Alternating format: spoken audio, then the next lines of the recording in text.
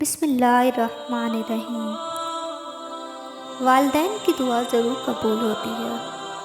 حضرت ابو ہریرہ سے روایت ہے، رسول اللہ صلی اللہ علیہ وآلہ وسلم نے ارشاد فرمایا، 3 لوگوں کی دعا ضرور قبول ہوتی ہے: مظلوم کی دعا، مسافر کی دعا، ماں باپ کی دعا بچوں کے لیے۔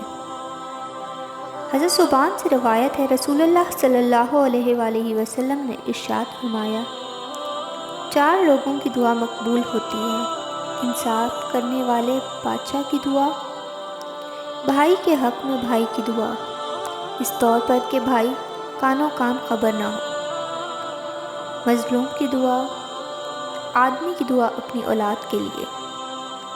حضرت ابو ہریرہ رضی اللہ تعالیٰ عنہ سے روایت ہے، کہتے ہیں، میں نے رسول اللہ صلی اللہ علیہ وآلہ وسلم کو فرماتے ہوئے سنا ہے کہ ماں کی گود میں صرف 2 ہی بچوں نے بات کی تھی، ایک عیسیٰ علیہ السلام اور دوسرا جریج کا ساتھی۔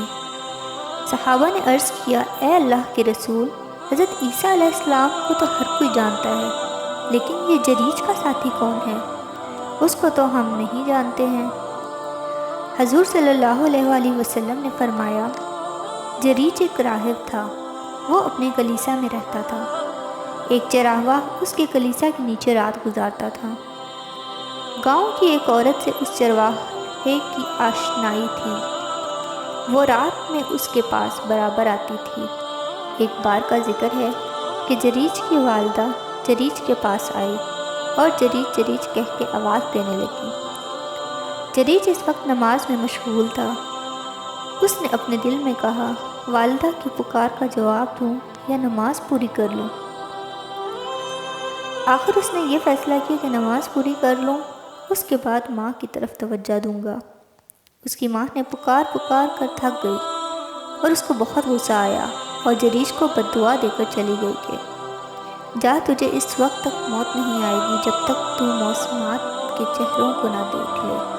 کچھ مہینوں کے بعد وہی چرواہے والی عورت ایک نومولود بچے کے ساتھ بادشاہ کے دربار میں حاضر کی گئی۔ گاؤں کے لوگوں نے اس عورت پر یہ الزام لگایا تھا کہ بادشاہ سلامت، اس عورت کی ابھی شادی بیاہ کچھ نہیں ہوا ہے، آخر یہ بچہ اس کی گود میں کہاں سے آ گیا؟ بادشاہ نے اس عورت سے پوچھا، یہ کس کا بچہ ہے؟ عورت نے جواب دیا، یہ جریج کا بچہ ہے۔ بادشاہ نے استفسار کیا، کیا وہی کلیسا والا؟ اس نے کہا، ہاں۔ بادشاہ نے اپنے کارندوں کو حکم دیا کہ جاؤ، اس کے کلیسا کو ڈھا دو اور اسے پکڑ کر ہمارے پاس لاؤ۔ ہم اس کو بڑا نیک اور صالح سمجھ رہے تھے اور وہ اندر ہی اندر نہ جانے کیا کیا گل کھلا رہا تھا۔ بہرکیف بادشاہ کے کارندوں نے حکم کی تعمیل میں پھاڑوں سے جریج کے کلیسا کو گرا دیا اور اس کے ہاتھ پاؤں باندھ کر بادشاہ کے دربار کی طرف لے چلے۔ راستے میں جریج نے طوائفوں کو دیکھ کر زیر لب مسکرایا اور دل ہی دل میں یہ سوچنے لگا، یہ میری والدہ کی بد دعا کا نتیجہ ہے۔ خیر، بادشاہ کے کارندے اس کو بادشاہ کے دربار میں لے کر حاضر ہوئے۔ بادشاہ نے اس سے کہا، کیوں رے جریج، تو بڑا پارسا بن رہا تھا اور اندر ہی اندر نہ جانے کیا کیا گل کھلا رہا تھا؟ اس نے کہا، بادشاہ سلامت، کیا ہوا؟ بادشاہ نے کہا، بھولے نہ بنو، کیا تم اس عورت کو نہیں جانتے اور یہ تمہارے بارے میں کیا کہہ رہی ہے؟ جریج نے کہا، واقعی مجھے کچھ معلوم نہیں۔ بادشاہ نے کہا، یہ عورت کہہ رہی ہے کہ اس کے بچے کے باپ تم ہی ہو۔ اتنا سننا تھا کہ جریج کا سر شرم سے جھک گیا۔ خیر، اس کو اپنے خدا پر پورا بھروسہ تھا کہ وہ اسے اس تہمت اور الزام سے بری کر دے گا۔ جریج نے کہا، وہ بچہ کہاں ہے؟ بادشاہ نے کہا، یہی جو اس کی گود میں ہے۔ جریج دل ہی دل میں دعا کرتے ہوئے اس بچے سے مخاطب ہوا کہ پیارے بچے، ذرا بتاؤ تمہارا باپ کون ہے؟ جریج کی اس حرکت پر لوگ ہنسنے لگے کہ کہیں تو پاگل تو نہیں ہو گیا؟ بھلا ایک نوزائیدہ بچہ جو بالکل ناسمجھ ہے اور بولنا بھی نہیں جانتا، وہ کیسے بتائے گا کہ اس کا باپ کون ہے؟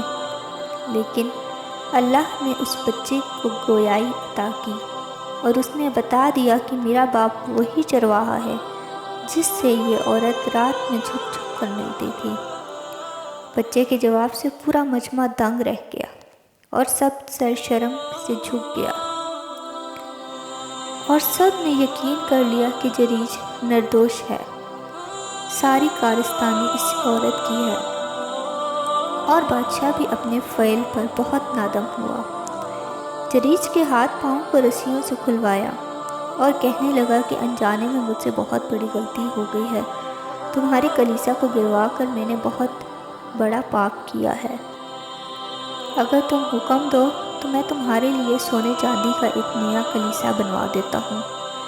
جریج نے کہا، اس کی کوئی ضرورت نہیں، بس میرا کلیسا ویسے ہی بنا دو جیسے تھا۔ بادشاہ نے کہا، ٹھیک ہے، لیکن ایک بات بتاؤ، ابھی تم ہنس کیوں رہے تھے؟ اس نے جواب دیا، مجھے میری ماں کی بد دعا لگ گئی تھی۔ پھر پورا قصہ بیان کیا۔